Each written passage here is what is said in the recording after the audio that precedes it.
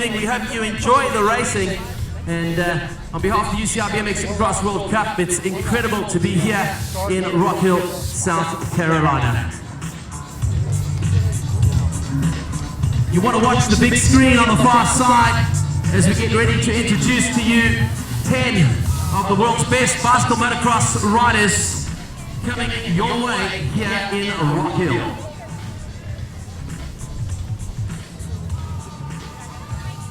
Hey, Will. You learned that from Home Depot, working at Home Depot, is that what it is? Welcome to the 2015 UCI BMX Supercross World Cup Finals. We are on Rock Hill, South Carolina. I'm Pete Dylewski. I'm joined today by Marc Willers, and we will have the complete rundown of each and every lap on the track here today. Marc, the track out here in Rock Hill is pretty incredible. Talk about it a little bit for the fans at home. Battle like warriors over these four straights in front of you. Bottom's going to clear up today, but it's been looking really. Ladies and gentlemen, first up, this race chat in Rock Hill before. Going to hold up throughout the whole day, so it's good racing. All right, so up now we have the rider introductions, and we kick things off with the national champion of the United States of America. That'll be Nick Long. Great to have Nick Long here. He's won here before. He knows what it's all about. So Nick Long goes out, gets his warm-up here in Rock Hill. So we've got 10 riders here that we will introduce before we get things kicked off for the racing later this afternoon. Next up, the youngster that surprised and shocked everyone at our second stop of the 2015 tour in Papandal, and then he came back and backed it up at the World Championships, currently running plate number 1. This youngster, 19 years old, Nick Kinman.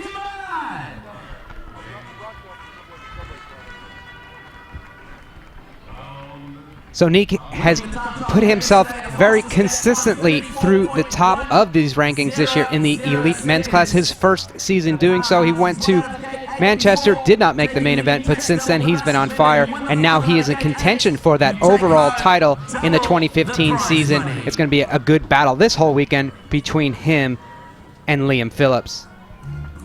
Next rider on track is a guy that you have seen for a long time. Very flamboyant, very smooth, very fast. And this year he was the world champion in the time trial division for the elite men. From France, it will be Joris Daudet. Yeah, Pete, Joris has been looking good this past year, for the last 5 years. He looked like he was cruising last night at the time trials. Still got a solid time, so it'll be interesting to see how he goes today. So the riders here have their time to go out, be up close and personal with these fans, and the fans here are excited to see the next rider, because we are in the United States of America, the currently top-ranked rider in the United States. He was in the 2012 Olympics. He's been a past 2-time world champion in the time trial division here. Connor Fields from Las Vegas, Nevada. That's racing in front of the home fans. You guys are going to have to lift it out of the seats this evening. He's going to need your energy to make an incredible. Seems like the fans here in North Carolina a little bit scared of the weather conditions. It's been raining on and off for the last 3 days, but the track here itself has been pretty incredible. And speaking of incredible, right here, our current leader, last year's overall World Cup champion in the elite men's division, 2013 world champion, looking to go back-to-back with titles and make 3 wins in a row if at all possible. Number 65, Liam Phillips. Yeah, Liam's cleanly shaved for the weekend. He really wants that back-to-back Supercross World Cup titles. He'll be the first person to ever do it, so it'll be good to watch.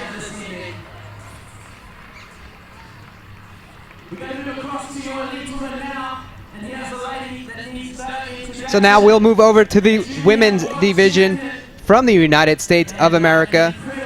Number 23, Felicia Stansel. Felicia, in the past, has been on the podium as well as winning a time trial. Today, she's looking to make her way here into the main event in front of her home country fans and get back on that podium. Can she do so? We will see.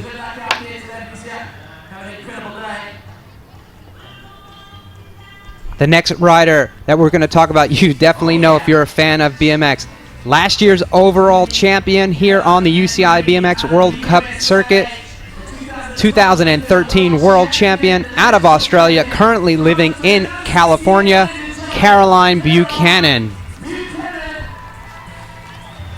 Yeah, Cara's got an outside chance this weekend. Mathematically, she can do it, but there has to be a lot of dominoes fall her way to make it possible to get that title. So yeah, later on, we'll give you the scenarios for each and every one of these divisions, but the top 4 ladies, starting off with Caroline, all have a shot at the title. Next up, someone that also shocked the world at those World Championships, but on the UCI BMX World Cup Tour, she's been super consistent. She's currently ranked 3rd overall, number 469. It'll be Stephanie Hernandez from Venezuela. Stephanie, a really aggressive rider. She showed it at the World Champs, went from 3rd place to 1st in the second turn, scored herself that gold medal. Living in Switzerland, training out there with Thomas Allier at the UCI Centre. She's more than prepared for this weekend. And just a quick note, she did win those World Championships in similar weather conditions. Now we get to the 2 top women title contenders. Also the United States national champion in the elite women's division, a 2012 Olympian and winner of our stop in Sweden, number 11, Elise Post. Elise currently sits, as we said, 2nd overall in the point standings, and one of the scenarios that breaks down, it's going to be between her and Mariana Pajón. Whoever's able to better themselves in the top 3 positions, if one of them finishes first, one of them finishes second, they will win the overall title. Gets a little sketchier after that, but someone who's definitely not sketchy. Number 100, our current world champion in the time trial division, our past world champion in the elite women's condition, and our past Supercross champion, Olympic gold medalist as well, from Colombia, number 100, Mariana Pajón. The only girl yesterday to be able to knock Caroline Buchanan out of that hot seat at the time trials, put together a really solid lap, did not make any mistakes. You know she's going to try and do that for 6 laps today. So there are 10 of the top stars on this World Cup circuit, and they are looking to crown the champion this weekend, as these are the World Cup finals. Finals here to Rock Hill. Great facility, and we will see some incredible racing on this track that's built for speed, passing. Anything can happen out here, Mark. Yeah, it's a great track to finish off this season. We've already got the first rack loaded up on the screen here. You can see the guys sitting at the top of the hill. It's going to be all the motos. I've checked over the sheets. Everything looks pretty evenly spread amongst the whole group. So we'll go with moto number 1. It's going to be Chirac, Whitfield, Herman, Pelluard, Megalathint, Laustin, and Habbage. Even though that's a different one we're looking at. No, we're going to go with this one. Nick Kinman, Kyle Evans, Corbin Chirac, David Herman, Romain Mahieu, Klashenko, Colin, and Miranda. I think Pete's still stuck in the past, looking at yesterday's feed.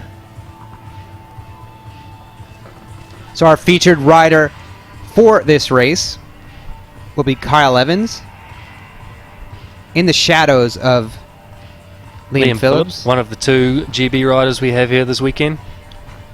But it's definitely a tough act to follow, but Kyle's definitely had some moments of glory. Can he do that today? We will find out shortly, as the riders are lined up for the first moto here in the Elite Men's Motos 8th Finals for the 2015 UCI BMX World Cup Finals. Corbin Chirac was looking extremely solid yesterday. One of the 3 riders to get 3 moto wins. Let's see if he can put it together for the full day today and try and cause an upset for that main event win.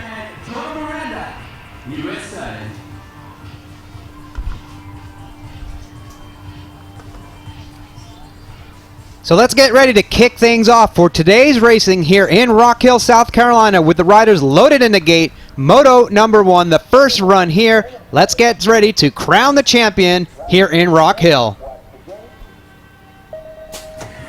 So the gate goes down from the inside. Looks like David Herman gets a good start. Corbin Sherraw from the middle, and then Nick Kinman's on that outside. Right now, it's going to be a good test of these turns in these wet conditions, but Corbin Sherraw seems to have them figured out the best. Nick Kinman's looking to make his way around Herman. He does so, but it's going to be Sherraw with the lead going into turn number 2. Yeah, like we talked about the rain earlier, the wind looks like it's died down, but the track surface is still solid. Kimmin was maybe testing out that outside lanes right there, but it wasn't enough to get across. Corbin's going to keep his winning streak alive. Going to take it on to the next one unless... Nope, that's about it. We've got Klashenko lunging for 4th place.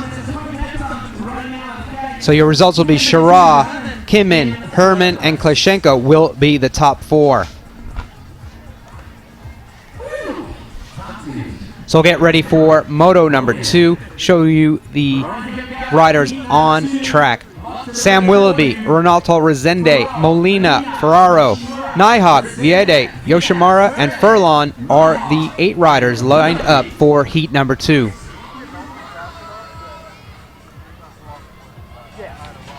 Sam Willoughby had a really good run in last night's time trial with a small mistake, was just off the top spot. But we'll see if he can better that today, as well as Tori Nihog. Tori's been one of those strong riders on the circuit. He's looking to make things better for himself today here at the finals, recently coming off a win at the Pan American Championships up in Canada. Can he do it here in North America lower division in South Carolina? We will see as he is lined up for Moto number 2, his first time around the track here in Rock Hill. Yesterday, Tyler Ferrero definitely had a great day for himself. Let's see if he can continue it on. Right now, it looks like right up till that point, he was doing very well. Unfortunately for that, Molina from Argentina had a great event in Argentina, and now he has a great event going here in South Carolina. Getting passed by Sam Willoughby going to turn 2 is definitely going to be a good move for him as well. Sam brings it into that 3rd turn mark. Bring us home. Yeah, Willoughby likes to be in front. He likes to lead the way, keep in control of what he's doing. Tori's still making life hard for himself, but he's managed to salvage a 2nd place. Resende's battling with Molina for the 3rd place, and Resende gets it. Tori was really struggling yesterday with the gate, and right there we saw it again. He's still working on it. So these riders had a earlier warm-up. It's been consistently misting here today. So you're going to see, I would believe, in these qualification rounds, they're going to be backing off ever so slightly in these turns. But when we get to those single elimination rounds, as we always do see, it's going to be all-out efforts.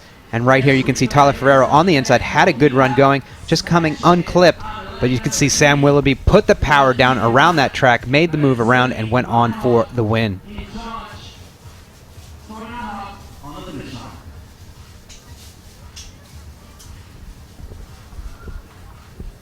So get ready for the next round of racing here. Thought we were going to Tori right then, but I guess not.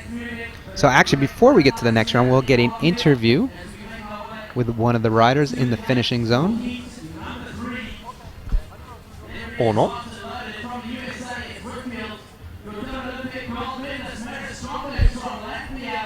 We have Tyler Whitfield, Maris Strombergs, Evgeny Komarov, Sylvain Andre, Tommy Zula, Vincent Palouard, Liam Phillips, and Anthony Dean. Another loaded one, ready to go up in the gate.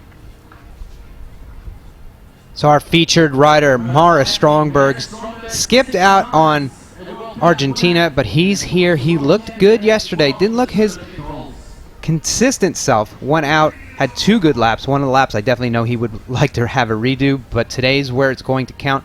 Loaded up in lane number 2, our 2-time Olympic champion. Let's see if he's able to break the streak and get back up there on the top spot as we get ready to run heat number 3. So the gate's down. Looks like Maris does get a good start. Liam Phillips is on the outside. They're going to converge. Who will be out front when we get to turn number 1? Looks like it'll be Strombergs. Phillips riding a little cautiously. He's going to have Sylvain Andre. Sylvain Andre never rides cautiously. He always throws caution to the wind, and we'll see how things come out as they come through turn number 2. Yeah, the top 3 are as you would expect. You know, Tyler Whitfield woke up this morning and saw the moto sheets and just wanted to go straight back to bed when he saw those guys in front of him. Stromberg is going to take it all the way to the line. Liam's not used to seeing somebody in front of him. Sylvain was winning all day yesterday, and he'll get a solid 3rd. So definitely a good race there for the finish from Anthony Dean. He was back in, looks like 6th place, but was able to make his way up into the top 4. top 4 will move on at the end of these 3 rounds of motos. Lowest points from the top 4 overall. And right there, that's what you need to do, is push each and every time, especially when you have riders like Strombergs and Phillips in your race. So you can see here, Maris from lane 2 comes out. You can see Liam on that outside, riding a little bit cautiously, but a little bit of a case there going over the berm jump. Yep. But A few still- mistakes from a lot of people. Tommy Zula completely missed the gate and then was backseat driving over that first one. So get ready for heat number 4. Lopez, Villegas, Collins, Garcia, Kringers, Freiswick, Fields, and Tramanis. Those will be the 8 riders kicking things off. Our featured rider, Federico Villegas from Argentina. Definitely rode an incredible race when we were in Santiago del Estero just 3 weeks ago. Just missed out on that main event, but he's looking strong here so far. Let's see how he's able to handle these wet conditions as we get ready to drop moto number 4. Yeah, Villegas has been really impressing me the last over 12 months, ever since he cut me off at the World Championships last year.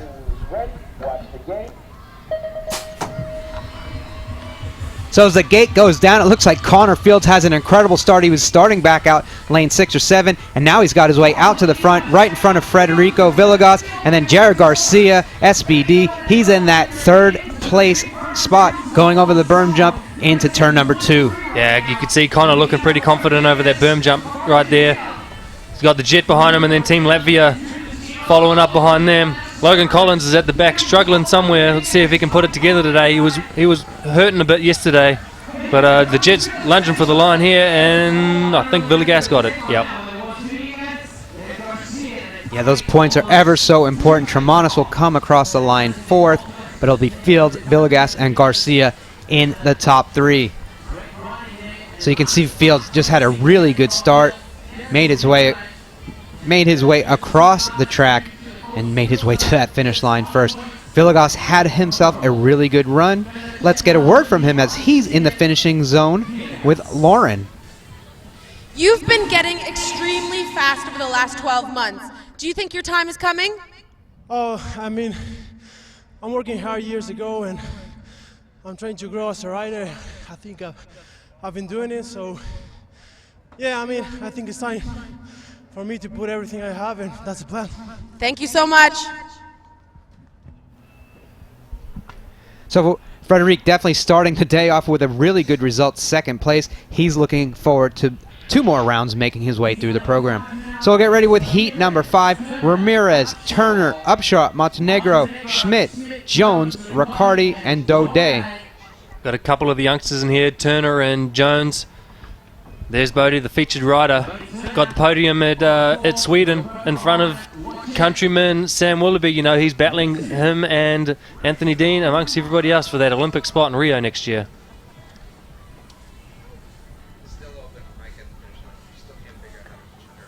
So we'll get ready for these run here, heat number 5, and the riders are loading to get, as you said, Bodie Turner, 2nd place in Sweden. Would love to replicate. Something. Yeah, that one. Again today. We'll see if he can. Joris Daudet bonks that first jump. Definitely not what you want to do. Bodie's out there in front. They're going to converge in that turn number 1. It'll be Jones. Riders going down. Everyone, including... Everyone except for Jones, it looks like. The youngsters out in front. Both the main makers from Sweden. Upshaw in 3rd place. Joris will be killing himself for casing that first jump. He got out really good out of the gate and then just got caught up in that explosion in the first turn. Jones going to take the win. You know, he's on that Team Dwight. He wants to keep it going and win every lap.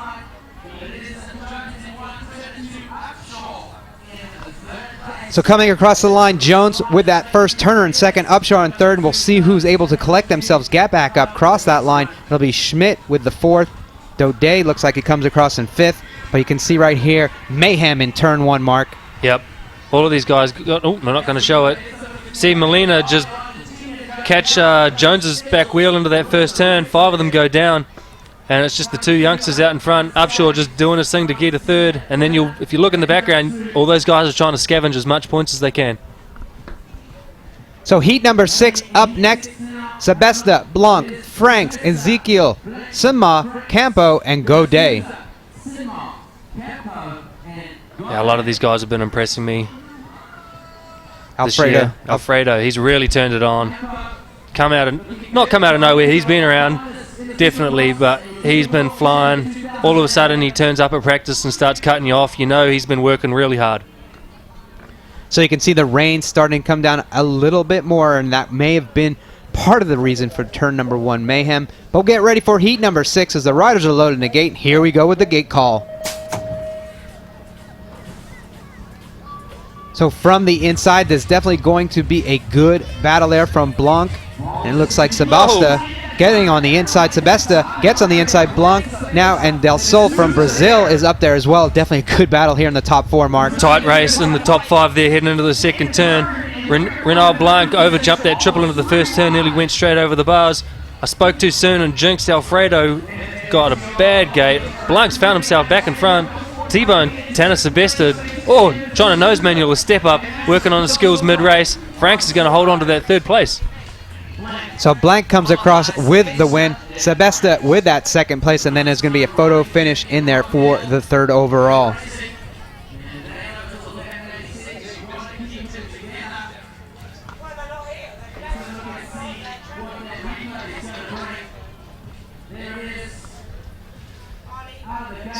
Alfredo Campo clips out right out of the gate. I know he always struggles with his clips. He needs some of that secret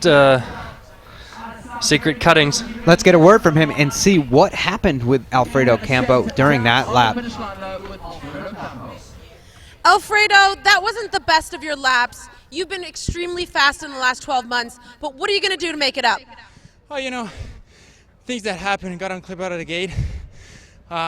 Just focus on the next one and get ready. There you have it, guys. He unclipped at the gate, and that's what's happened, and you're going to make it up in the next 2 motos. Exactly. Just enjoy riding my bike here. All right, Alfredo Campo, thank you. So Alfredo definitely having a positive attitude, coming away with a 5th place. Not too difficult to come back from, but we'll see. So we'll get ready for heat number 7. Brethauer, Hudson, Navarstad, Aquindo, Marino, Cameron, and Mir. Yeah, this is another good race. We got featured rider Amadou Mir. He was really flying yesterday. He wants to be that top of that French team. He wants to be in Rio next year. He's got some competition from his countrymen, but he's looking pretty chill out there. So we'll get ready for heat number 7 here in the Elite Men. Riders in the gate. Unfortunately, Raymond Vanderbuzen is a DNS, but we'll see how things work out for the rest of these riders as the gate drops. So Matt Cameron, I don't know what he did there out of the gate. Amadou got out really good. Oquendo come out of the middle nice and strong. You'll notice Oquendo is about the only one on that gate wearing his goggles. This rain is just messing up people's lenses so they can't really see. They choose to not run either lenses or just no goggles at all. An aggressive move from Amadou Mir makes his way around Aquindo, takes that clean air, getting out front. Amadou Mir will take the lead going into that last turn with Aquindo in 2nd, and then Louis Brethauer coming in for the 3rd place, and a good battle for 4th. Will come across the line. It'll be Mir, Aquindo, Brethauer, and Navarstad from Norway, just edging out Marino for the 4th and 5th place position. Navarstad was looking really good in qualifying yesterday. They will not be happy with that 4th place. So Matt Cameron, definitely not the start that he wanted, not the finish he wanted either, but for someone as Amadou Mir, it's definitely what he wanted to do out on the track, able to get around that 2nd turn of Carlos Aquindo and make the pass. Yeah, he just carried so much more speed than Aquindo down that 2nd straight, pushed through that berm jump and got right out on the outside of him. So we'll get ready for heat number 8. Rommel, Harmson, Nobles, Long, Juster, Tehiko, Brown, and Groff. Those are the 8 riders making up the last of the Elite Men's first round of motos. And looked like he stuck his finger in a socket. Barry Nobles will be our featured rider, all the way at 61 in the rankings for the 2015 Supercross season, and maybe that's why he's got that expression on his face. But when you watch him race, he's definitely one that everybody wants to follow. And we'll see how things go for Barry today here in Moto number 1 for himself. The last of the Elite Men's Motos here in round number 1, heat number 8.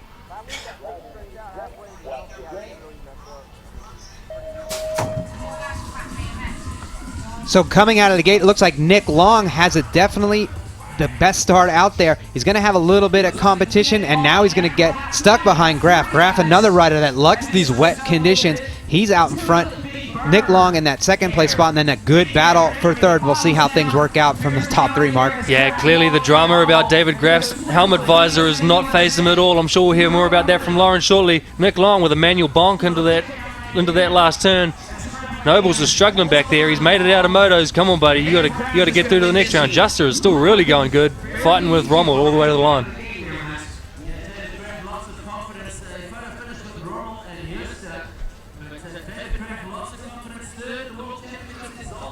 So that was the last of the elite men's motos.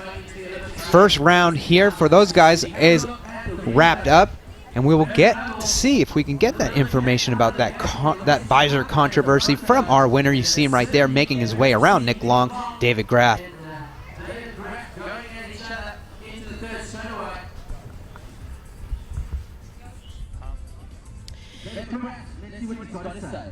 David, we all want to know about your helmet's visor. Tell us about it. Yeah, it looks all right, no? No, I actually did a different visor for Argentina, and it was okay for there, and then somebody wasn't happy about it for here, and just had to take it off and put the original one back on, and seems to work as well, so all good. And you're the only rider that's riding at the moment with a disc brake. Is that an advantage? If something goes wrong on the track, it's an advantage. If everything goes on plan, you don't brake, but I've seen several riders almost crashing in practice because they hit the brakes and it didn't work at all. So yeah, I'm happy to get them, and I wish for everybody else to get some brakes that work. Well, that's a good suggestion for everybody. You hear that, guys? Get some brakes that work. Thanks, David. Thank you. So we'll move on to the women's side of things here. We can see heat number 1. Ateni, Reno, Stancil, Christensen, Smulders, Diaz, and Pahon. Last night's time trial winner, Mariana Pahon, also up for the title today. She come out here yesterday making it known that she's here to win and does not want second place. Christensen has been really on form this past year. And we've got the featured rider, Laura Smulders, up on the screen. Fighting back from injuries, she's been able to make her way back into those main events, but she definitely wants to be on the podium. She's been there before. She's been our past time trial world champion. Let's see how things work out for her here today. I'm sure she's used to riding in the rain, being from Holland, so we'll see if this is an advantage or if Mariana Pahon is able to pull through in adverse conditions. But here we go with the first run for the elite women. So the gate is down, and looks like Mariana, doesn't matter, rain or dry, she's out there right now with the lead. Ateni, the junior world champion, right on her tail. But we'll see how things go as these riders get around the track. But right now, Mariana looks on point, Mark. Yeah, they all went to the left there, which is a little strange. We got the junior world champion in second, chasing down the Olympic champion in first place. Smulders opting this year to not ride for the national Dutch team, as I know there's a lot of controversy around that. She was probably not going to be happy with that third place, but you can't knock down those two girls in front of her. So Mariana Pahon starts her quest for the title with a victory. Ateni in that second place, and then Smulders will make her way into the top 3, just ahead of Sprengers. Nope. Rock Hill just ahead of Christensen, excuse me. Rock Hill this weekend has chosen to, before the news broke today, to match the men's payout. It has just now recently today been announced that the UCI will from now on be matching the girls' payout to the men's. I'm sure there'll be a lot of happy females out there. Yeah, definitely Mariana Pahon will be super excited because she's very consistent. Speaking of consistency, we'll move over to Moto number 2. Caroline Buchanan, Lauren Reynolds, Amanda Carr, Bodarenko, Wow, Prees, Jones, and Sarah Walker are the 8 ladies making up Moto number 2. Amanda Carr has definitely been consistent this year, riding well, making a few main events. She wants to be in all of them. We'll see if she's able to do it here today in Rock Hill, South Carolina. choosing to ride for. She's been in Thailand for a couple of years now. As far as her Facebook and her online presence is concerned, that was a great move on her half. We'll see who gets out of this gate best out of the girls this time around.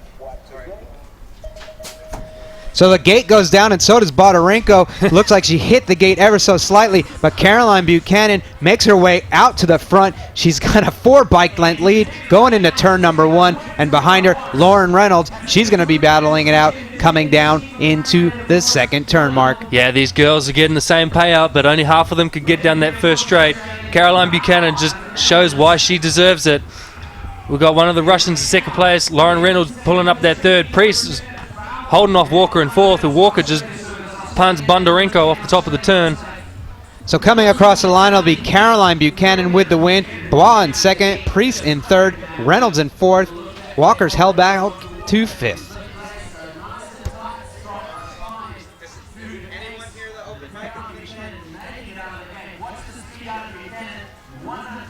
You watch Caroline Buchanan here, just perfect backside on both those two jumps, and comes out of that first turn 3 lengths ahead. Priest looks like she's trying to cut off Lauren Reynolds right there on the last straight, and clearly it works. Caroline, that was an absolute fantastic lap that you did. But I want to ask you, the women's prize money is being matched to the men's by Rock Hill, which is completely awesome. But I want to know what your opinion is on that. I love it, being a female rider. We come out here, we, travel just as far, train just as hard, and the chicks are really progressing, and they're out there giving it a really good run, and I think it's great for the women. This is our job, so yeah, it's nice to put some money back in the pocket. Well, I hope you get that money in your pocket. Thanks so much, Caroline. Thank you. Pete's checking his phone right now, so I'll take the mic from him for a little second. We've got the third rack coming up here in a second. We've got Van Hoof, Crane, Licorgil, Kladikova, McLeod, Diaz, Teixeira, Hernandez. So Hernandez has an outside chance as well as Caroline Buchanan. They've both had victories so far with Mariana Pajon, the 2 title contenders so far, so we'll see how things go up. Next up, Letitia Lecourget. She has the most wins in these elite women's overall and since men. 2007, and men as well. She has 7 victories in World Cups. We'll see how she's able to do things today here with the rain coming down. But this is their first run here, heat number 3 for the elite women.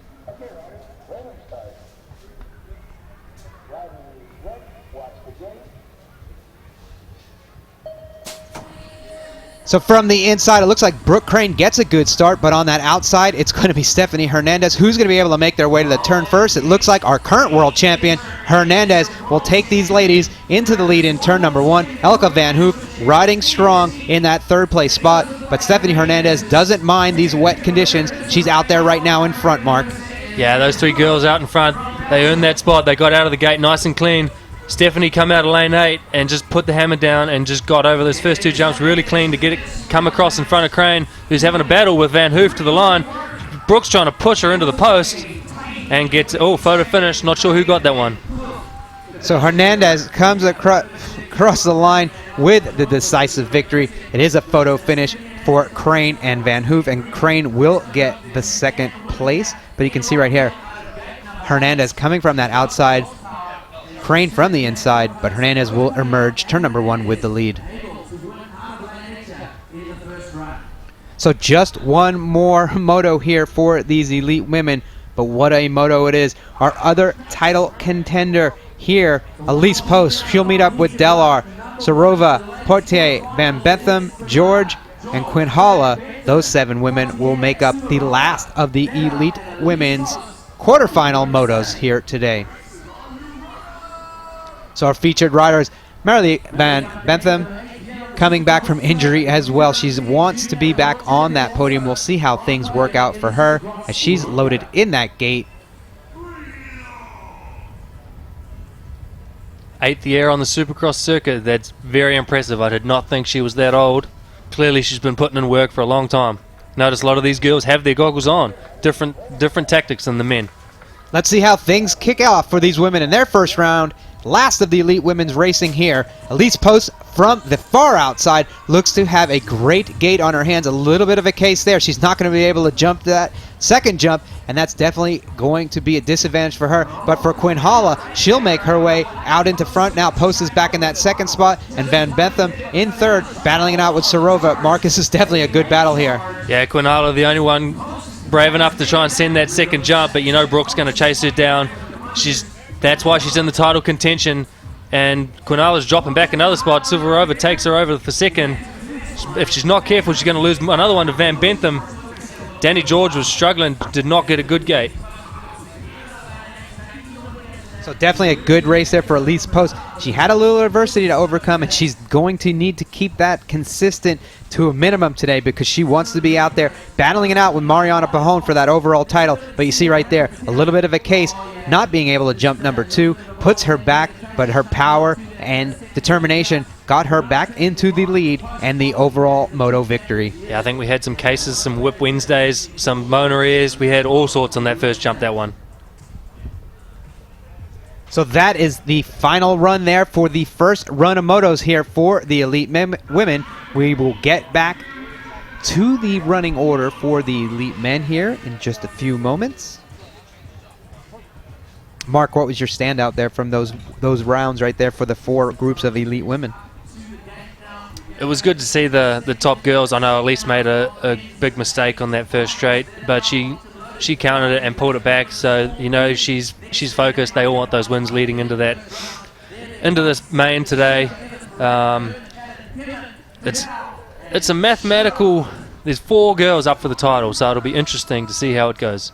All right, we'll get ready for our second round of elite men's motos. Corbin Shara is our featured rider. Shara, Kimmin, Herman, Klashenko, Kalan, Mahieu, Evans, and Miranda are the 8 riders. That is the way they finished up round 1. Can Corbin Shara keep it consistently out front of Nick Kinman? We will see. He's now in lane 8. It's definitely going to be tough to do it from there, Mark. Yeah, Corbin's going to be channeling his inner automotive power to get out of that lane 8 and across in front of Kinman. It's a big ask.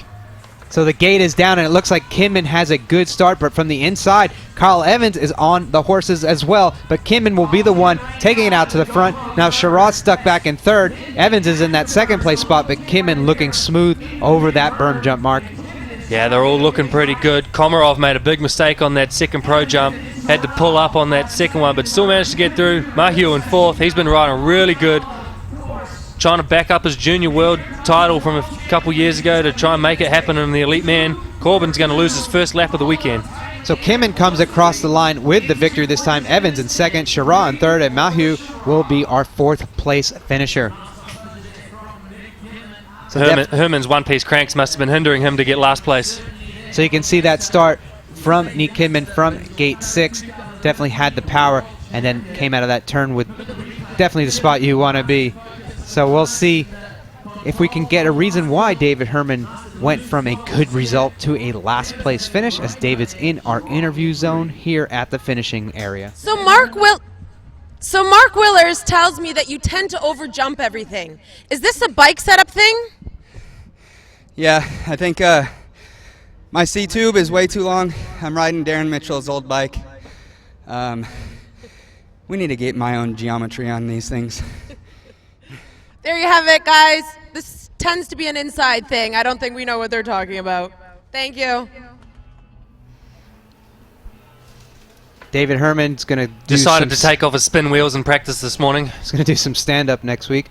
He's going to be joined with Mark. So we'll get ready for heat number 2. Viede, Willoughby, Furlan, Faro, Yoshimura, Nihog, Molina, and Resende. You see the riders with the Q next to their name and their results from lap number 1.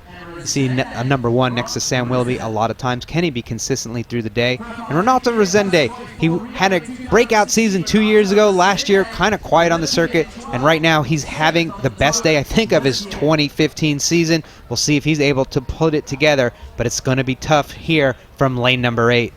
Yeah, a few years back, I went to Brazil for a race. Come second, had no idea who the guy was who beat me, and it was Resende.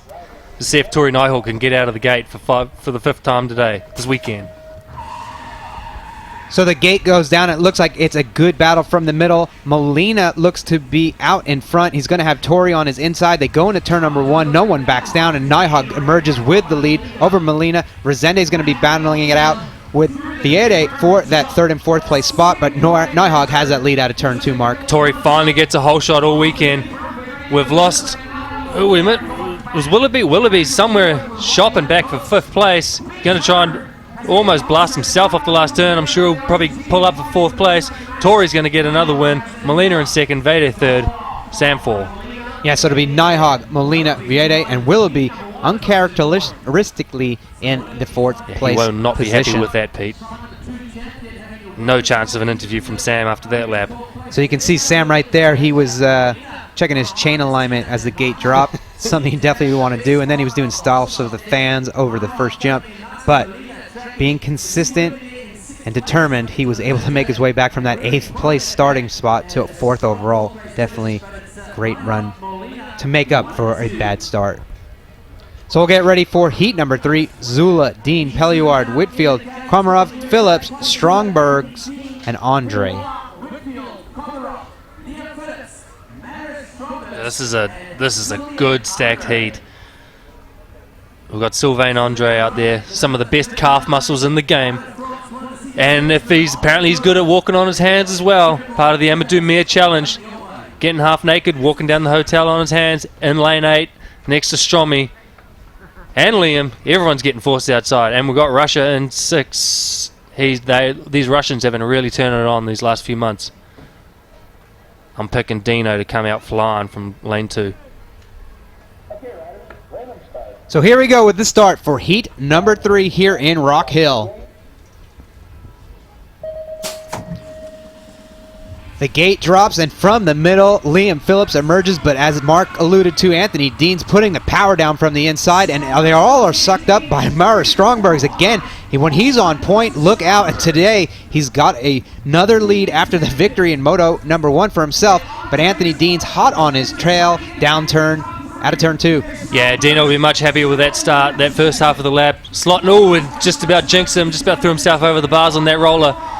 Liam's pulling up in that 3rd. Him and Sylvain. Sylvain won all 3 motos yesterday, and he's still trying to get as much points as he can.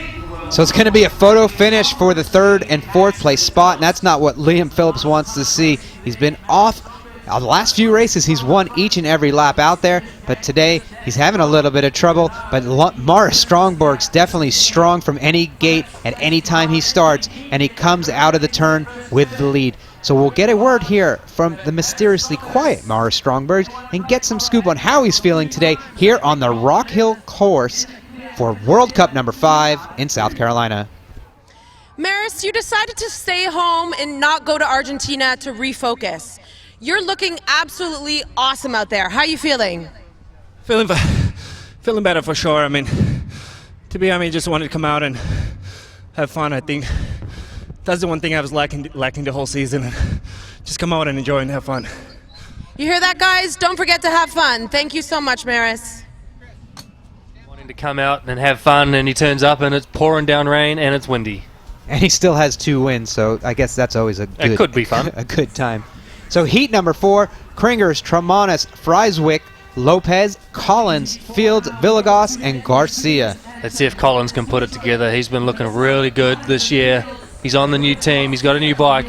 And he's got 8 points. That new bike hype, and he's on 8 points. A guy that's up there trying to fill some other big shoes, Edsis Tramanis. He's had some success in the circuit before, but he's a little bit inconsistent. Can he turn things around today and get a real thrill? We will see as he's lined up in the gate here for his 2nd time around the track here in Rock Hill.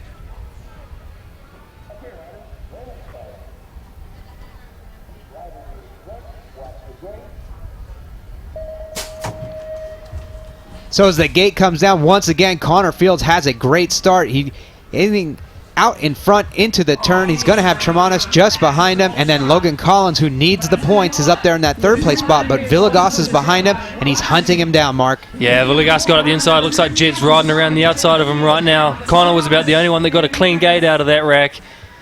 The Jet's finally got past Logan. Logan just keeps dropping back. Freiswick's probably going to try and get as many points as he can coming in. Oquendo's struggling after a good first race.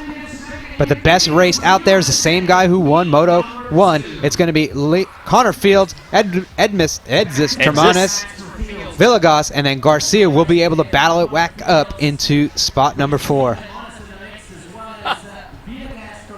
Too many Red Bulls for Peter. So you can see Connor Fields definitely a good start, solid down that first straightaway. Termanes on the inside was able to meet up, but he was behind Fields, who had a great lap there, Mark. Yeah, 3rd place, 4th place back there. They all kind of balled up in that second turn, had to get going again. There's a lot of drain. There's a 34, 35-second laps. You know, these guys are gassed at the finish line. Up next, heat number 5, Schmidt, Daudet, Jones, Ramirez, Upshaw, Riccardi, Turner, and Montenegro. See if these youngsters can get those hole shots again. You know, they're having a breakthrough year. They want to get into that main. We've got old youngster Trenny Jones coming from Christchurch. He's taken over the New Zealand team. What he's taking over is a timeout here. He has a little issue, bike mechanical on the gate. We'll see if he's able to get those things sorted out. Well, we will give him a short bit of time to get things together. Pretty sure I can see flames coming out of the top of his helmet. Time for a new mechanic over there in Team New Zealand. Actually, we left our mechanic, Ollie, the old mate Ollie. Ollie, he's sitting at home. He had to take care of a couple of the velodrome track cycling guys. Looks like they're either switching motos out here or just going to... Trent's doing what he knows to do. He wants to keep in his own space, try and forget about what's going on. Looks like everyone's cold up there.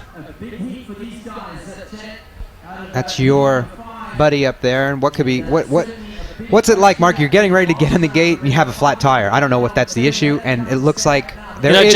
Jonesy, he's... In the past, he's been a hothead. I'll say it. But it's clear that Sean Dwight's been working with him. Problems come up. It happens. It's just a matter of letting it go and just getting back to what works for you. So we're going to skip that moto and go to the next. It'll be Blanc, Sebesta, Franks, Del Sol, Campo, Sinma, Godet.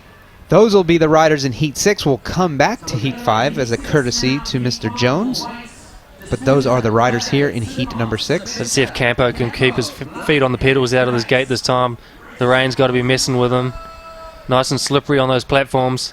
Look for T-Bones. They've got a spare lane between them, so I'm sure they'll have a good drag race down this first straight. He had that positive attitude after. Let's see if that works for him as we get ready to drop the second time heat number 6 here in Rock Hill. So coming down Campo, maybe it was the subliminal thoughts as he has an early lead, but now he's going to be battling it out. Easy kill, gets underneath him, shuffles them back. T-Bone Sebesta's trying to get around the outside of Campo, and in the meantime, Renaud Blanc's going up the inside. So it'll be Del Sol with the lead, Campo in second, Sebesta now back to 4th because Blanc has definitely a good run going through that 3rd straightaway, and we can see Campo now gets things together, gets that lead. Definitely what he wanted to do to make up for that 5th place. A little bit of fun across the line. Campo will take the win with Blanc in 2nd, Del Sol in 3rd, and then Sebesta will get the 4th place. Daniel Franks and Godet coming under him in the last turn. Daniel Franks testing out the white line in the paint at the top of the turn. That's always a lethal combination. So you can see the start from Campo from lane 6 definitely looked good, and the inside, the young Brazilian was able to get around everyone coming out, but then Campo made the move, aggressive move, powerful down that 3rd straightaway, and then took the victory there in their moto. Little wheelie wins there across the line by Alfredo Campo. So we'll go next to heat number 7. Marino, Mir, Brethauer, Naverstad, Cameron, Hudson, and Oquendo. Hudson, the younger rider in here, coming close to a World Championship win. Really close this year. Lost it right on the line. You know he's going to want to put it together. And a guy that we've kind of not seen around in the results, positive results as of late. Louis Brethauer, 3rd place at the World Championships a few years ago. He's looking to get back onto that top spot on the podium. We'll see if he's able to do that here. Consistency is the key. 3rd in Moto number 1. We'll see if he's able to get that going. Let's see if Naverstad can back up his performances yesterday. Again, Matty Cameron not getting out. Colin Hudson even worse. So Amadou Mir, one of the fresh faces on the Supercross World Cup elite side of things, gets that lead over Oquindo, and then that third place, it looks like it'll be Marino with a good top 3 here in these races here in Rock Hill, Mark. Yeah, my bad. I called Oquindo in a race earlier. Must have been Ramirez. He was pushing up on Amadou Mir there, but not enough to scare him off. Just kept the pedal down. Ramiro in third. Navrasad, oh, we got Braithwaite dropping it in the last turn. These guys are racing to the line. Navrasad get another 4th. Yeah, so a drag race to the line is won by Amadou Mir. Oquindo in second. Marino will take the third, so definitely where he wants to be. Cameron again, he's riding so strong, but right here, another issue with that gate, Mark. Yeah, Matt Cameron, physically, he can beat a lot of these guys out here. He just cannot seem to put it together on a race day, and he knows it, and I'm thinking it's already planned in his head before the gate drops. So let's get a word from our winner, Amadou Mir, from our last moto. Amadou, that's 2 out of 2. You're looking so good out there. Tell me, where do you get all your energy from? Nothing special. I don't feel. I just feeling good. I'm good at preparing my season for the last World Cup. I'm feeling good. For some reason, I don't believe you. Where do you get that energy from? It's natural, black power. Thanks so much, Amadou. Amadou clearly struggling to find a breath there with these longer laps. Dude is full of energy, and it's probably not the best answer out of him. I think he's holding back a little bit. So heat number 8, the last, which should be the last. We have to go back to that race with Trent Jones, but you see Juster, Graff, Tahiko, Rommel, Nobles, Brown, Harmson, and Long. Let's see if Nick Long can put it together and keep in front of Graff this time around. Got that hipster moustache, as Lauren referred to in Manchester earlier this year. I guess he's trying to grow out the full beard this weekend. See if Graff can back up his first lap performance. So coming out of lane 8 with the stars and bars on his sleeve, the national champion of the United States. Let's see if Nick Long can put it together once again here in Rock Hill for his second run here at the World Cup Finals. So the gate is down, and it looks like Nick Long has a good start, but not as good as Rommel. Jeremy Rommel's definitely been impressive on this Rock Hill track leading up to today's race, and right now Juster wants to get into the action and take over the lead, but it's not going to happen as he's going backwards now. Nick Long passes him, but they're both following Jeremy Rommel. Yeah, Juster took a tight line around that first turn, and it kind of screwed his speed for that second straight. Rommel capitalized, and he's been leading from the start. Nick Long had some kind of issue on the first jump, but Juster has been really good. Barry Nobles is trying to make up for that first lap around. Graff's trying to save some points with a almost loop out, bump jump air, kind of whatever he's doing, but he will not be pleased. So we'll see there's a photo finish for that third place between Juster and Nobles, and we'll see that good start once again from Nick Long. Looked like Graff and Tihiko come together maybe, and Graff clipped out right out of the gate. See, they're just to come up under Rommel, but just not enough. Rommel had the speed, Nick Long had the speed, and even Barry's carrying more than Juster. And that little bit of thrust at the finish line will get Barry the third place, and definitely the points he's going to need if he wants to move on through the program. So we'll go back to that heat number 5. Trent Jones hopefully has things worked out. A victory in the Moto 1. We'll see if Schmidt, Daudet, Ramirez, Upshaw, Riccardi, Turner, or Montenegro can beat Trent Jones. Hopefully Jones is ready to go as these riders are loaded in the gate here in Rock Hill, South Carolina. Trent Jones definitely has some nice hair. Great hair. Must have some good genes. Supercross semi-finals, we've got to update that, folks. He made the main in Sweden. Yeah, so Trent looks like, unfortunately, the time has run out. There is a rule in the UCI rule book about giving a rider a certain amount of time to get a mechanical fix on top of the gate. Borrow a bike, Jones. Looks like that time's definitely passed, but we'll see if they wait for him here. Someone's getting fired. But somebody definitely, these riders, 7 other riders in the gate, do not care about Trent Jones at the moment. They're all friends off the track, but right now we're at the World Cup Finals. These riders are going for overall rankings, money, contingencies, the fame, the fans, and they just want to get ready for their second race. They've been ready, and now they've been held up due to mechanical, but at the same point, there is a time when the gate must drop. Yeah, it looks like they're waiting as long as possible, but you can see Jonesy and UCI officials' arms waving at each other. He's definitely gone past his time allowance for this gate. I'm surprised they even pushed it back this far. Jonesy should just hop on someone else's bike and see what he can do. And it looks like we're going to run that race without Trent Jones or not. Pump fake. You know Joris is vocal enough. Just ask KY and Sam.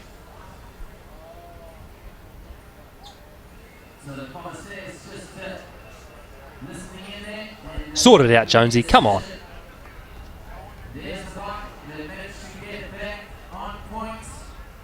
That's the way. Bring it up.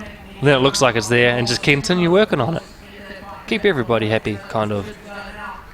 Well, these riders rode it in the gate, ready to race. They've been ready to race for the last 5 or 10 minutes. They're not excited, but we definitely want to see Jones out there after that first round victory. Hopefully everything's put together. And every time I've seen issues like this happen, that rider goes out and has a good lap. So hopefully Jones can continue that, and let's we'll see how things it goes. But then again, Joris could be so mad he just cuts him over on second pedal. Exactly. So him and Carlos are probably going to meet in lane 3 in about 2 pedals time. So hopefully here we go with heat number 5, their second run. This will be the last of the elite men's second round of motos here in Rock Hill. Jones has got his bike. Let's see if he's got his psych as he's in the gate. Hopefully ready to go here for a lap around this intense track in Rock Hill, South Carolina. There's a bit of an old plug there. Old plug there, Pete. So here we go with the gate drop. Finally. Jonesy with a good gate, considering Joris is not going to back down though. You know, he's going to walk away from everybody. But Jonesy still finds himself. Bodie was left out the back somewhere. He's not even in the picture. So Daudet takes the the lead. Jones is in that second place spot. Jeffrey Upshaw in third. A good run here for Jones considering he had all that drama up on top of the hill. Joris Daudet wants to carry his momentum all the way on the track. Jones would love nothing to do but pass him, but right now it looks like Daudet will have a good battle with Jones to the line, but right now it looks like Daudet will come across the line with the VIN. Jones with second. Jeffrey Upshaw with that third, and then Carlos Romero in the fourth place spot. Yeah, points are scrambled in this race. Daudet dropping it in the first turn, that last one. Jones gets a first and a second with Big Jeff taking 2 threes. So you can see right there, Daudet had a good start. Jones didn't back down, and it definitely had a good run going there. And we'll find out exactly what happened to Trent Jones, why he held everyone up in that gate, as he's in our finishing zone with Lauren. Let's get the scoop from Trent Jones himself. Trent, what happened? Did your mechanic put on some supercharged wheels or something? What? Tell us about it. No, we just had a bit of technical error on the gate, sat down and felt my rim hit the mesh on the grate and looked down and there was a staple in my tyre. Had no air and called it, and thankfully the guys on the gate and the riders up there held the gate for me as the officials wanted to push it on, so I'm glad I didn't get a did not start because that would have cost me large. Do you want to say anything special to your mechanic? Yeah, thanks Ryan, it's always appreciated. Thanks so much, Trent. So Ryan Hollows has been demoted to mechanic. He actually started as mechanic. Believe it or not, he started as the chef, then mechanic, now national coach, back to mechanic. Hope he wasn't cooking with staples. Yeah, he needs to do it faster, Hollows, sort it out. So we'll get ready for the elite women's second run. Mariana Pajón, Smulders, Antene, Stancil, Diaz, Reno, and Christensen. Those are our 7 ladies loaded in the gate. Unfortunately for Seiko from Japan, she will not be starting. Axel Antene, definitely a star in the making. Double junior world champion this year at the World Championships. Now in the elite division, racing against these women while she's technically still a junior, but not one to back down. As you saw, she was in second place in Moto #1, ahead of some big names in these elite women's class. None bigger than number 100 on the inside. Let's see if Mariana Pajón can continue her way to her championship battle here in Rock Hill. And it looks like she starts out with an excellent start. And this time Felicia Stancil has things together. She's moved up into second place. In that third place, it'll be Laura Smulders. Christensen's now in fourth. And Atene's nowhere to be seen. But who is out front is Mariana Pajón, Mark. Yeah, Mariana's taken off. We got Felicia in second place, literally wearing her battle scars on her face from her crash in practice yesterday. Smulders and Simone have been having a good battle for third, and now Etienne's pulled up and pushed Christensen back another spot. She will not be happy with that. I'm sure Felicia's feeling some pain, but pushing through it. So Pahone with another victory, Stancil in second, Smulders in third, and Attendee's able to make her way around back into that fourth place spot, keeping her in contention. But no one was able to contend with Mariana's gate start, except for Felicia Stancil, who was in second, and as Marc alluded to, she had a bad crash yesterday. She rolled the race around the time trial, but now she's in the finishing zone. Let's get a word in from Felicia and see how she is able to push through the pain today here in Rock Hill. Felicia, you had a really bad crash in practice, but you're looking amazing out there. How are you feeling? I'm feeling better and better as the day goes on, but yeah, yesterday was a bit rough on me. I can only imagine. Did your coaches tell you maybe you shouldn't ride, maybe you should? Yeah, I wasn't allowed to do the time trial or lift up my wheels, so I was happy I got to pump it and still race today. Feeling a lot better than yesterday. Well, we're glad you're feeling a lot better because you're looking awesome out there. Thank you. Thanks, Felicia. So even with battle scars on her face, Felicia And her Stancil jersey. still has a smile on her face as she was second that time behind Mariana Pahone, who has 2 wins. So we'll get ready for heat number 2. Baugh, Walker, Prees, Reynolds, Carr, Jones, Buchanan, and Bondarenko. So Caroline Buchanan has an outside chance right now. It's not looking that great because some of these women cannot be in that main event. She would have to be, but every one of these title contenders looks on point so far. So number 21, Lauren Reynolds from Australia, had the run of her season in Sweden, getting on that podium. Today she's riding strong so far in the range. She would like to put it into the main event. Let's see how she goes as she's lined up on the gate here for her second time of the day in Rock Hill, South Carolina for the UCI World Cup Finals. So as the gate drops down, it looks like Sarah Walker has things together this time. She has a good start, but Bondarenko and Caroline Buchanan are right there on her bookends. But it'll be Buchanan that gets out of the turn with the lead. Walker in second. Then Baugh now moves into third ahead of Reynolds. It's definitely a good battle there, but right now Caroline Buchanan has this lap on lockdown. Cara going to go in for another win, no doubt. Walker needs to make up some points on that 5th place in the first round. Another of the Russians coming up. Lauren won't be happy with that. The 4th place in a Moto after a 2nd in Sweden and a 4th place in the main event in Argentina 2 weeks ago. They've been out here practicing this track. Amanda Carr with a 5th place, not happy at all for Thailand. So it looks like Buchanan will get the win, Walker in second, and wow, the young Australian will come around for the 3rd place. You can Netherlands. Bow, Netherlands. That one. Yeah. So you Wait, can see I don't see no Netherlands out there. Buchanan having a good run there, coming out of turn number 1.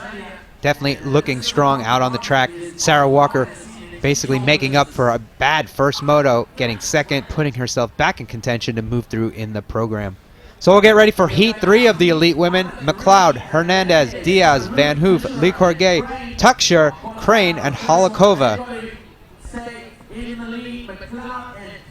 Featured rider this time will be Brooke Crane from the United States of America.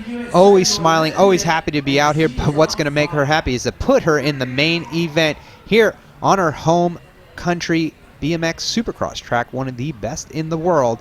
Brooke Crane's going to be coming out of lane 7. It's going to be tough, but if anyone can do it, number 32, Brooke Crane, will be able to do so.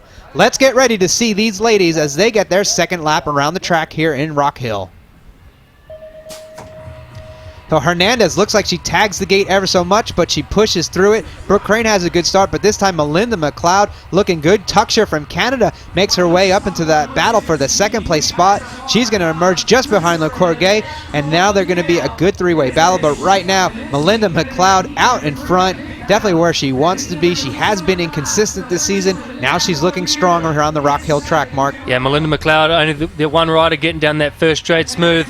Letitia Lecorgel not looking at her best yesterday, but she's put it together today, although she's going to drop another spot here to Brooke Crane, who really wants to get on the top spot of that podium and not just be a 3 times podium person. She wants to win a race. A lot of movement in the back of the pack there, and they made their way up front. Brooke Crane was in 5th. She made her way around. Then Stephanie Hernandez moved into 5th in that last turn. Tuxer had a weird line in the last turn, was trying to block, which was definitely a good line from her, but Hernandez was able to get around her after a horrible first start, but Melinda McLeod definitely had a good reign.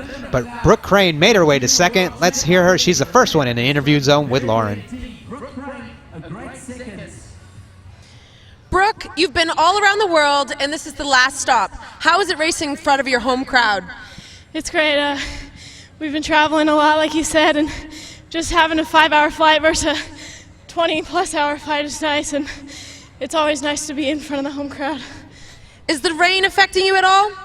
No, it's the same for everybody. The track is held up so good. I don't think any other track around the world could hold up like this, so it's pretty good. Thank you so much, Brooke. So Brooke Crane making her way into these qualifying positions, definitely the way she wants to end up her 2nd round of motos. So we'll get ready for the last of the elite women's heats here. Heat number 4, Potier, Post, Sarova, Quinhala, Deller, George, and Van Betham. Those are the 7 ladies making things up here for the last of the elite women's qualifying motos in the 2nd round. Natalia Sarova, definitely a name to be reckoned with. She's been in the main event before. She's ultra consistent. She's trying to make her way to be a podium position rider from Russia. They've really emerged as a strong up-and-coming country in BMX, and let's see if she's able to put it together here in her 2nd run around the Rock Hill track for the UCI BMX World Cup Finals in the United States of America.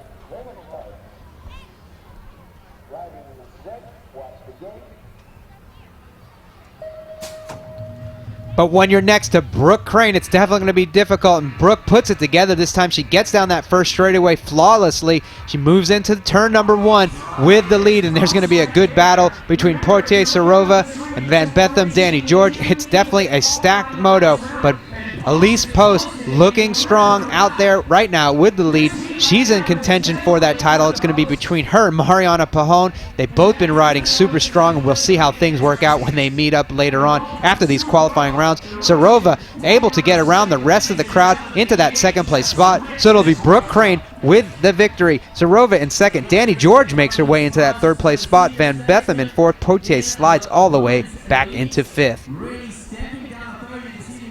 So you see a really good start here from Elise Post this time, getting over that first jump, just tagging it slightly, but able to get stylish over jump number 2, and then having a decisive lead. And you see a great battle back there, 2nd, 3rd, 4th, and 5th. All those positions swapped all over the place. Sarova was able to get 2nd, but Elise Post in the ideal spot, taking the win here in her 2nd round of motos in Rock Hill.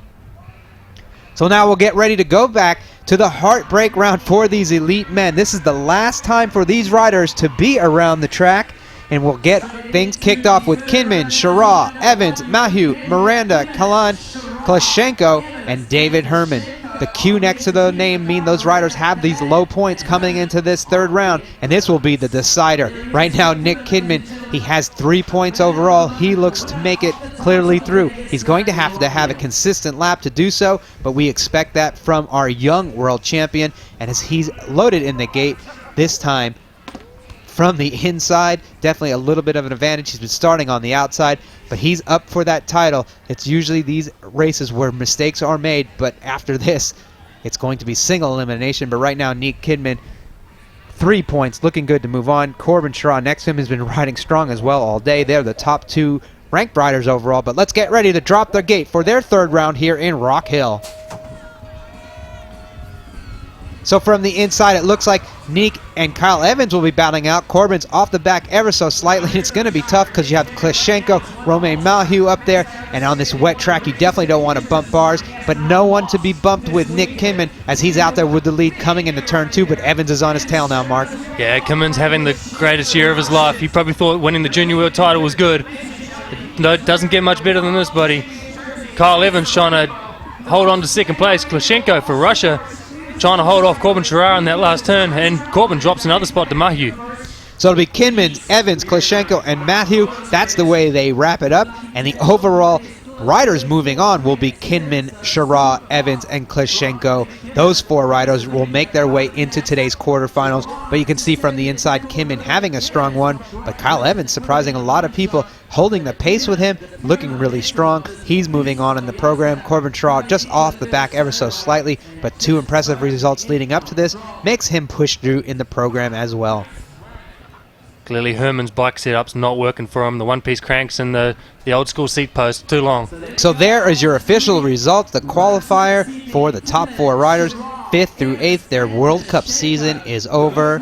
They're going to jump in those few empty seats in the stands, get in there with the crowd.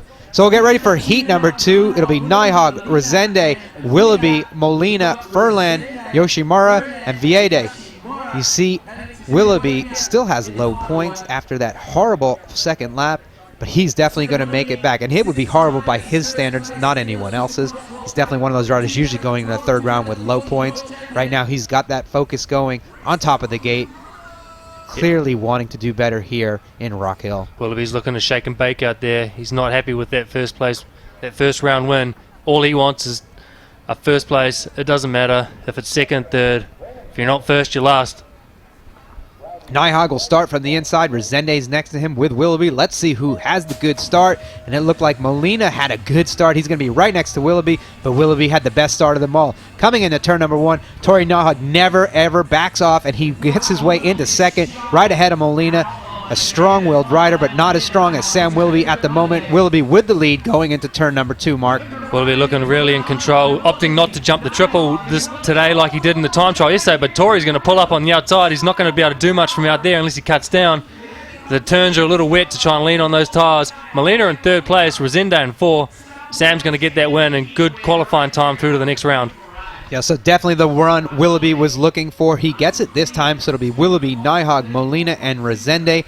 Those 4 riders are also the same 4 riders that move along in tonight's program. They'll move into those single elimination qualifiers, but the guy moving around right now was Sam Willoughby, super fast, but he had Tori Nijhag behind him, and you can see Nijhag riding aggressive in these wet conditions. Definitely has confidence in his bike, and he has a lot of confidence in himself as well. We'll get a word here from Tori Nijhag as he's in our interview zone at the finish line. Let's get a word here with Tori.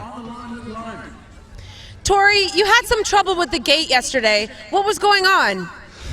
Nothing special. I think I just rode a bit tight and just felt a bit off all day and regrouped for today, and I feel great, and motors went well, so through the quarter and we'll work from there.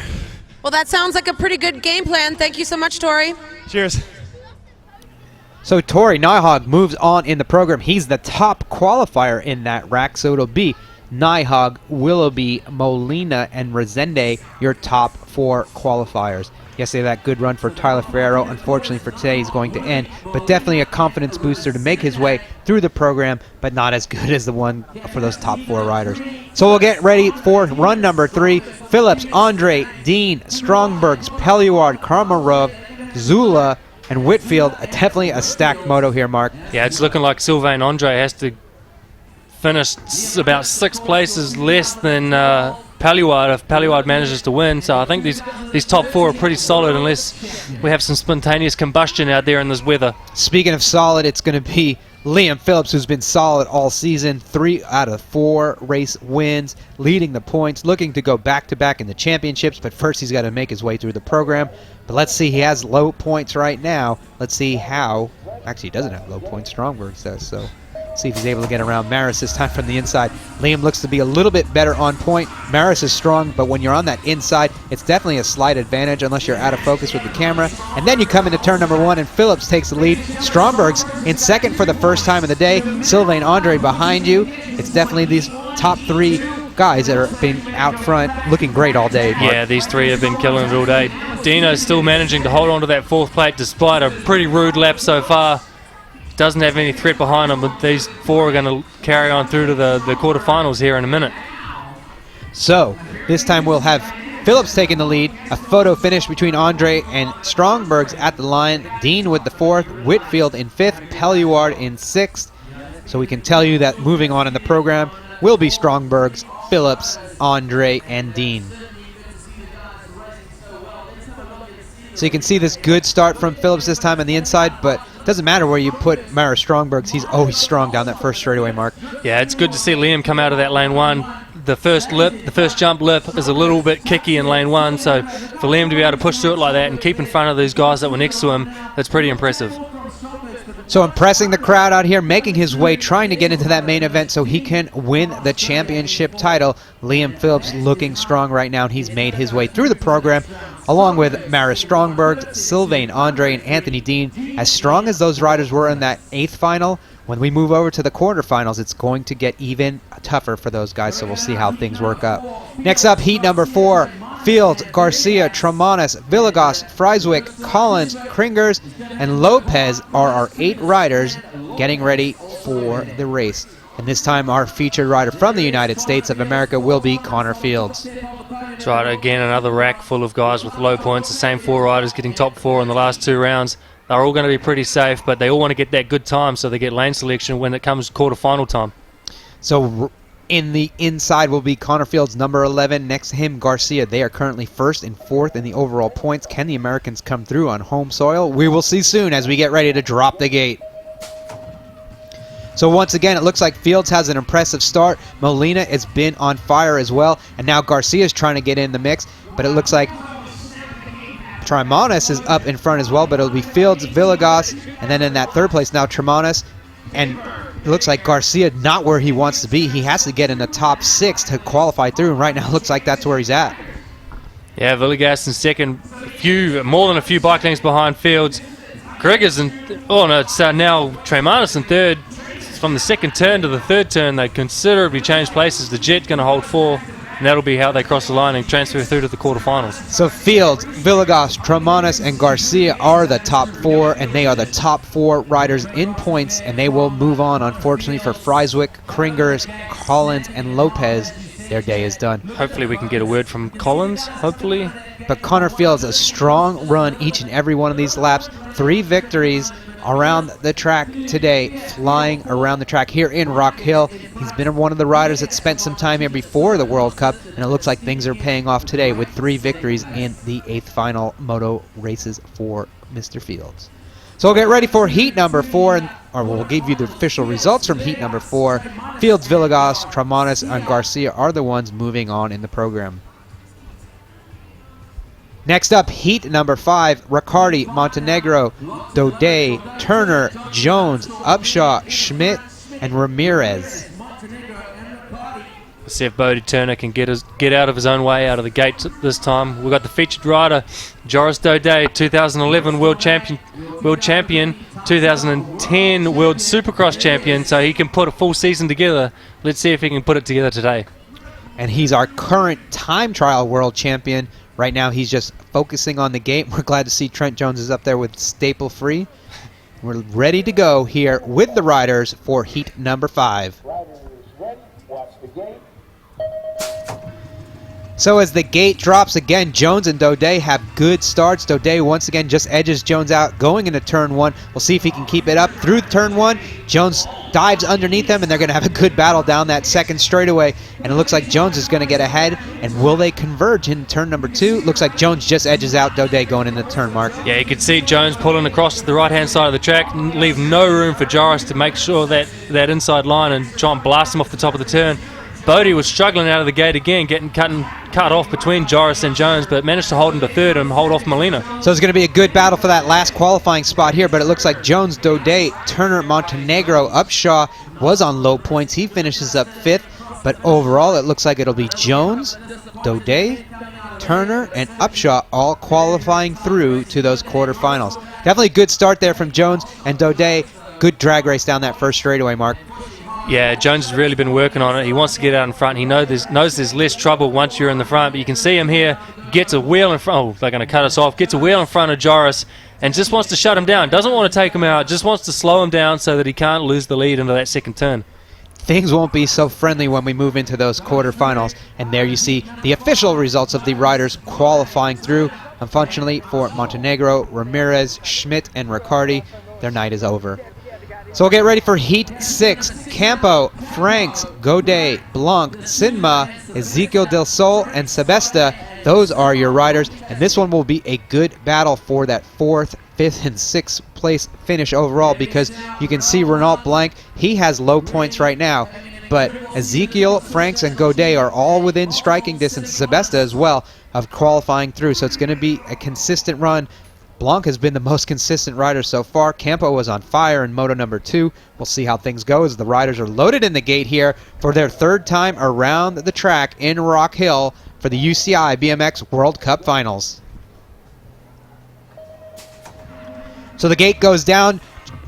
Franks is off the back, and that's not where he wants to be if he wants to move through the program. Who's not off the back is Campo as he gets out in front. You have Godet making his way up into 2nd, and then Blanc is slid back into that 3rd place spot. He's going to have a good battle, but right now it's about Alfredo Campo out front. Campo has put that first moto behind him. He's got Godet right behind him with Blanc, who's the current points leader in this round, going to hold on to 3rd spot. Franks they're on the bubble to qualify through to the quarterfinals, so the points are really close between these guys. It's going to be interesting to see how it turns out. Campo's going to win it, Godet 3rd, Blanc 3. Yeah, with that good finish, Godet is going to push himself towards the top, but it's not enough. It'll be Blanc, Campo, Del Sola, and Sebesta that make their way through. Godet's just off the mark, as well as you saw Daniel Franks. That's not the start he wanted, but you had a good run right there from Alfredo Campo out in front.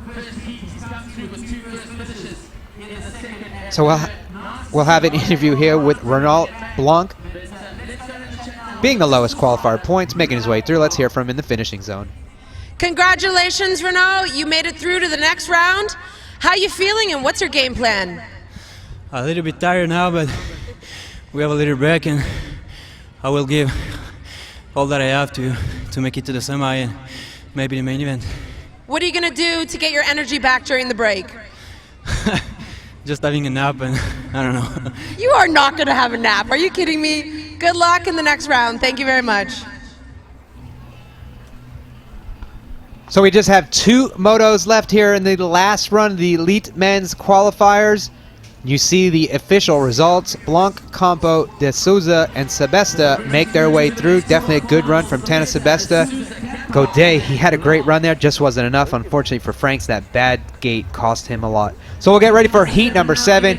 Cameron, Oquindo, Mir, Hudson, Navarstrad, Marino, and Brethauer. Yeah, I just caught Matt Cameron in the bathroom. He is in a lot of pain. And he does not feel pain usually. So he's pushing through what he can, but we've got Oquindo on the board. He's had 2 second places, I believe. Coming in 4th place, Amadou Mir leading the points in this rack with 2 wins. They're pretty safe. Next place is on 8 points, and then it'll be a battle for the bubble behind that. So let's get ready to drop the gate here and see who can make their way through to these quarterfinals here at the UCI BMX World Cup Finals in Rock Hill, South Carolina. So the gate drops and it looks like Cameron's able to shake it off. It looks consistent down that first spot, but he's off ever so slightly, and it looks like Oquindo now is going to make his way out front. Ramiro in that 2nd place spot, and Brethauer, he needed a consistent run. Now he's up in 3rd. He's back past. He's in that 4th place spot behind Amadou Mir now. Yeah, Oquindo wants that lead. He got 2 first place. Ramiro's been mid-pack the whole day. Amadou Mir's not going to be pumped back there, but he knows he's good to go through to the next round. He won't be happy with his lane choice for the quarterfinals. Oquindo's going to do it. Ramiro Marino for 2nd, Amadou Mir for 3rd, and Brethauer for 4th. So it looks like that good run there from Brethauer is going to over-trump Navarstad, who they were battling it out. They tied with points, but because Brethauer was able to beat him in that last run, he will be the final qualifier, joining Marino, Mir, and Oquindo on the way to the quarterfinals. So just as we say, he's been inconsistent. The consistency pays off on these 3 laps. He makes his way into the single elimination qualifiers. The last 2 races, we just missed Van der Biesen with 3 DNSs and Twan Van Gent in the moto before with 3 DNSs. Not sure what happened to Twan. He had a bit of a weird second moto yesterday, but managed to get through. Don't know why Van der Biesen's missing from the lineup today. I think this would have been his moto to qualify through. Clearly he's in pain from something, but these top 4 guys are going to move on through to the quarterfinals. Yeah, so Oquindo definitely riding strong the second half of this season. He's making his way into today's quarterfinal. So we'll get ready for heat number 8, the last run of the elite men's motos here before we move into single elimination qualifying. Brown, Long, Graf, Harmonson, Tehiko, Nobles, Juster, and Rommel. And this is another race with tight points. We have 2 riders with 4, a rider with 6, 8, 9, and 11. So the top 6 have a way to make it through. David Graf currently has 6 points. He's looking good, but the points are pretty tight in these top 6 riders. They're all good riders. And you know, Brown could have a good run as well. So we'll see how things go. So is Tehiko. So we'll see how things go. Graf's on the inside next to Long. So we'll see how these guys can go around for their last time here in Rock Hill. So the gate drops down. It looks like Nick Long and David Graf are going to battle it down that first straightaway. Graf gets out well. Long's on the inside, but Graf pulls ahead as they go into turn 1. We'll see how Juster's up there now as well. And it's going to be a good battle for that final qualifying spot because anything can happen. It's getting crazy out there, Mark. Yeah, these top 3 in qualifying positions. We've got Harmson about moved up into 4th. Rommel's in 5th. He's going to be battling through. He's on some... Oh, he's in the lead, so he's in the good point spot. So he's going to qualify through. Nobles needs to beat Juster by 1 point. That is not going to happen here. Lunging at the line by himself. Graf, Long, Harmson, Juster, Rommel, Nobles, and Tehiko. So the riders moving through will be Long, Graf, Rommel, and Juster. Those top 4 move through. Unfortunately for Harmson, his night is done as well. Juster lunging at the line, getting a photo finish all by himself, wanting that selfie finish. So you see that good run there from Nick Long just behind David Graf. Nick's got to be happy with being consistent today. 3 second places. He wants to better himself. Let's get a word from him in the finishing zone and see how he can put things together once he gets into those quarterfinals today. Nick, congratulations. You made it through to the next round. How are you feeling? Feeling good. Annenbrink forks are holding up. Probably going to get some cigarettes here between the 3rd round and maybe the quarter. Get that, the levels back up. Speaking of cigarettes, you started off with a hipster beard at the beginning of the year, and now you have a full-on beard. What's going on? Me and a buddy of mine, Logan Collins, were having a beard off, so first one to shave loses. Are you winning? I think he's got a head start, but I think he has to shave it off today for sucking so bad. Thanks, Nick. Both of these guys were wanting to have a good conversation with Lauren today. Rumor has it Lauren was about to be asked on a date if Logan Collins got an interview. Clearly he did not perform well enough to get in that interview box with Lauren, so she'll be left eating dinner all by herself tonight. Nick Long qualifying through in 1st place, David Graf in 2nd, Jeremy Rommel 3, Matty Juster in 4. So unfortunately, Harmson, Nobles, Tehiko, and Brown, it's over, bros. Beat it now. Pack it up. So we'll get ready for the last run of the elite women's class. Diaz, Christensen, Pahone, Reno, Smulders, Stansel, and Eteni. You see these riders with 4 low points. You definitely don't want to have high points in this race. Someone with just 2 points at the moment, that's going to be Mariana Pahone. At 23 years old, she's been an impressive rider her entire career, and tonight she's going for a chance at the Supercross title. She looks pretty excited and happy up there. I think I would be too if I had 2 points going into the 3rd round. Exactly. Once we get past Buchanan and Bow, we've got Walker, Reynolds, Prius, and Carr. Bondarenko and Jones, they're all on pretty tight points. It's going to be a mix-up between them to get that last qualifying spot through to the semifinals. So we'll get ready here for Moto number 1, their 3rd time around for the elite women in Rock Hill. So again, consistencies on the side of this moto, which is Mariana Pahone's out front. Christensen in 2nd, happens to the best of us. And then Felicia Stansel pushing through the pain. She's up there in those top 3. Smulders is up there as well. Those ladies looking good. Tenny's going to have to come from behind, but she's really good at doing that, being consistent. Not as consistent as Mariana Pahone, Mark. Yeah, I'm just getting so excited. Looking forward to the main. I'm reading 2 screens ahead of us. Mariana's checked out. Simone Christensen in 2nd. Much better than her last lap around. Felicia's shaking it off from yesterday's crash. Her and Smulders are going to fight to the finish line. May even be a photo finish. A lunge from Smulders. Stansel was going to settle where she was. I think they will all... Where are we? Qualified? Ooh, so we'll definitely know that, with that photo finish will make it break someone. And Pahone, Smulders, Christensen, and Stansel make it through. Eteni rode solid all day.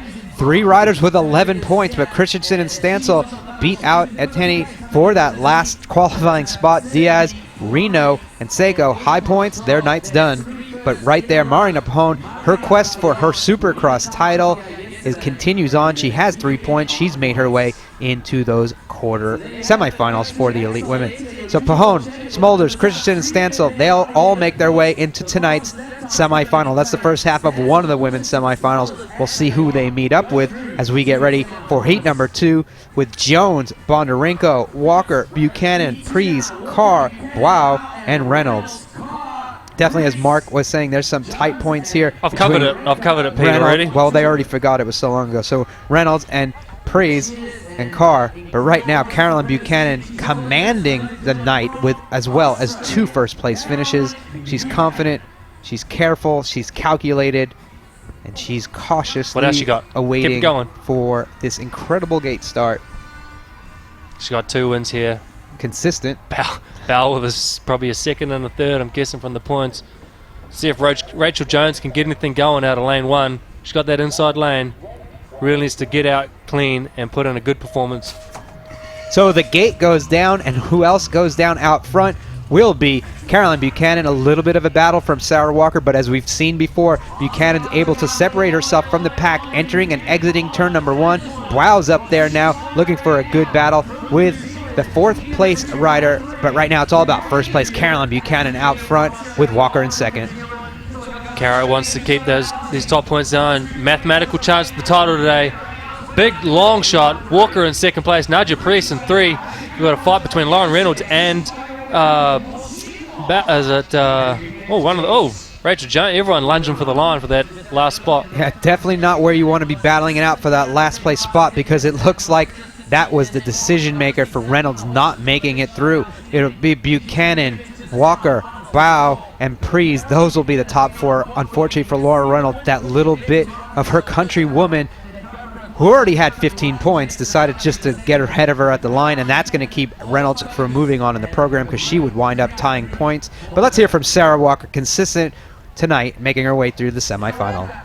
Sarah, congratulations, you made it through to the next round. But tell us about your SW BMX girls. You have this girls team back home. Do you spend a lot of quality time with them? Lucky for me, they live pretty close to where I am, so we try and ride together often, but they're both 2 girls coming through in New Zealand sport. We've got 1 world champion, another junior girl, and it's pretty cool to be able to support the next group of girls coming through in New Zealand and hopefully make some more future Olympians for our country. Do you want to give them a shout out? Yeah, shout out to Jessie Smith, Rebecca Petch, and also Talia Hansen. She's had a bit of injury trouble lately, so I hope she gets better soon. Great, thank you so much, Sarah. Thank you. Sarah Walker always smiling, and I know you and her tight. Very tight. We've been in the game since day 1, the New Zealand squad. She's qualifying through in 2nd place here, 6 points behind Caroline Buchanan. Maybe we might see one of these girls send the 2nd straight today, Pete. What do you think? Absolutely not. So we'll get ready for heat number 3. Tuxer, Holakova, Hernandez, Crane, Diaz, Le Corget, McLeod, and Van Hoof. Elke Van Hoof for Belgium, been really impressive this year. But up on the screen we've got Stephanie Hernandez, the world champion, swooping 2 people at the world champs in the 2nd turn. Elise Post clipping her wheel as they come out. And, you know, she's pumped. She's worked with Thomas Elliott all year long, probably longer, a couple years. It's really showing in her performance. So let's get ready to see. Right now, Brooke Crane's the top qualifier, followed by Hernandez, McLeod, and Le Corget. But it's a close battle between Le Corget and Tuxer, and Van Hoof uncharacteristically back there in 6th. But right there, a terrible gate start is not what she wants. Stephanie Hernandez, on the other hand, wanted a great start. Brooke Crane in 2nd. McLeod, those are the top 3 women in the points right now. Now Van Hoof is trying to make her way around, and she does get around McLeod. But Stephanie Hernandez, a commanding lead out of turn 2, Mark. Yeah, these 4 girls have been looking good all day. Van Hoof's pulling up on the outs. Probably going to get around Brooke Crane right here, unless Brooke decides to shunt her up. No, lets her go through. And she's also going to push for the last spot to get past Hernandez, and it's going to happen. She wants that time in the semi-final picks for these girls coming up soon. So those are the points Van Hoof will need. If the best she can do is get a victory, she gets it there. Will it be enough to put her through? No, it will not. Well, we'll see. There seems to be a there's a photo finish, so we'll see how things turn out. She's 5th in the ranking right now, but we will see But right here, getting around Steffi Hernandez, what she needed to do if she's going to move through the program. Waiting. Definitely Hernandez moves through. Definitely Crane moves through. And then the rest is anyone's guess. The anticipation. I'm on the edge of my seat. Tuckshaw, unfortunately, going down. Not the way she wants to end her season. So I believe Van Hoof will make her way through. Because Tuckshaw crashed. Tuckshaw and Lee Corgero both have crashed. So Van Hoof, possibly McLeod as well, can probably make their way through. So we will see how things tally up as these riders come across the line. Van Hoof makes it. Whoa, not yet. No, it's got to be official on the screen. You can see Tuckshaw crossing the line after a crash. That's how good the track has been. No mud on her at all. The guys here at Rock Hill have really put in some work on this track. So there's your official qualifiers. Hernandez, Crane, Van Hoof, and McLeod. Lecourgay, definitely uncharacteristic for her. Tuckshaw riding strong all day. Unfortunately, that's the end of her World Cup season. So we have one last moto of women, but what a woman in there of Elise Post going for that title. She's going to be surrounded with Danny George, Sarova, Van Bentham, Delar, Potier, and Quinn Halla.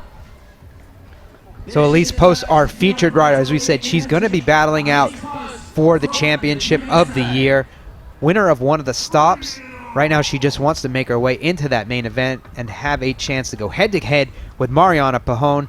But she's got to make it out of these motos first, which look to be no issue for her. There's going to be a good battle between Danny George and Marilee Van Bentham for the final qualifying spot. But let's get ready to drop the gate here for the final of the qualifying motos for the elite women.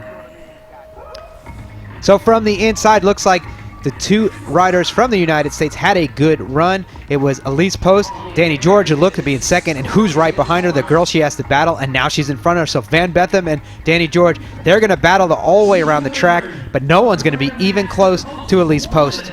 Yeah, Elise hanging the back wheel up on that step into that second turn. She's going to want to fix that before the next couple of rounds come up, but she's more than far enough in front of Van Bentham. We've got George in third place. Yeah, Sarova getting around. That's not going to be good for Danny George. She's going to lunge at the line. We'll see what happens. So it's going to be Post, Van Bentham, Sarova, and George. And I believe that was still enough. So Post, Sarova, Van Bentham, and George will be the top four qualifiers. Magali Portier, again, another uncharacteristic move from the French rider, but you can see, not making it through, but you can see Elise Post super strong all day, and now she's earned her chance to make an interview with Lauren at the finish line. Well, let's see if she is on point as the rest of these people, as she's, now we go to Elise Post. Go. Elise, the weather's not giving us much of a break. It looks pretty dangerous out there, but you're navigating it pretty well. How are you feeling? Yeah, it's just same conditions for everybody. Been dealing with stuff like this all year, as everyone said, so just trying to make the most of it. And luckily, you know, all the volunteers here and workers, they've all put together a great surface and made it rideable. Elise, you have a really good shot at the World Cup title. What's your game plan? I'm just trying to give it my all and see what comes up. Just excited to race here in the U.S. Well, you're looking flawless out there. Thank you so much, Elise. Thank you. Good job, girl. So that is Elise Post. She will be going for that title tonight. And now the riders have a small, about a 50-minute break before we go through. You see the official qualifiers out of heat number 4. Post, Sarova, Van Bentham, and George are the top 4 women. They make their way into that semifinal. So now, Mark, we have about a 50-minute break. The riders get a little chance to regroup, but when we come back, it's going to be single elimination racing. Yeah, this is where things mix up, Pete. With the weather out here, the slick turns, they want to stay off that white paint. It's going to be lethal, but this is when the moves happen. You don't have to think about the next couple of rounds. All you want to do is get across that line on the top 4 and make sure you're on the gate in the next lap. And this is where the crashes will start. This is where it gets exciting, and it's going to be good fun to watch. Definitely going to see some aggressive riding, a lot more than we've seen so far, because this is the end of the season. The riders that are up for titles, the glory of the day, they don't care. There's no more races to be ready for on the World Cup Tour, so we'll see how things shake out. When we come back at 8:30, about 50 minutes from now, for the single elimination races, the quarterfinals for the men, the semifinals for the women, and then we'll make our way all the way to the main events, and we will crown 2 champions tonight for the overall series as well as the night. So please join us back at 8:30, 45 minutes from now, to catch the world's best racers here at stop number 5, the UCI BMX World Cup Finals. From Marc Willers, I'm Pete Dylewski. We will see you back here shortly. Thanks for tuning in for now.